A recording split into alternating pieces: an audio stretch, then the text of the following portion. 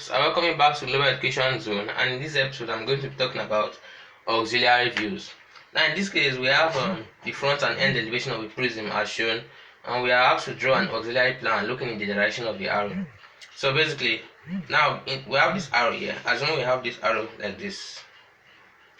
So this arrow is pointing here.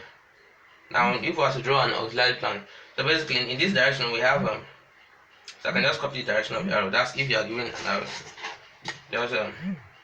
Just project all the lines of this. Just project lines from the corner of this of the front elevation, because we are drawing an auxiliary plan. So the auxiliary plan is drawn from the front elevation. So we're going to draw all the angles from the vertices of this surface of this prism, following parallel to this line. So now we have them here.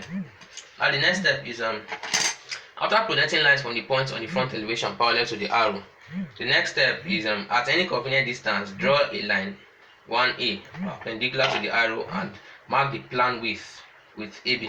So basically this is AB and this will be the plan width.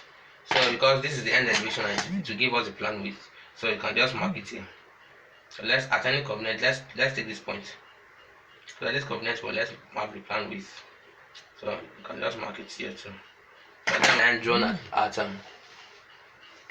this will be a line drawn parallel or rather perpendicular to this. So we have this perpendicular here. So here we go. We have this here and then we have this here. So now the next step is to draw the auxiliary plan. Now this auxiliary plan, you can see that it is viewed from above. So when you are viewing from above, this outer line will be visible. This will be visible, this will be visible, but this inner one is below.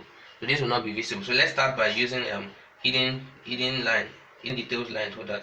That's thin shots dashes. That's for hidden detail. Then the remaining lines will be boldly drawn lines. So the reason for that is that they are visible from the direction of and position of viewing. So you can see that this is the auxiliary plan of this question.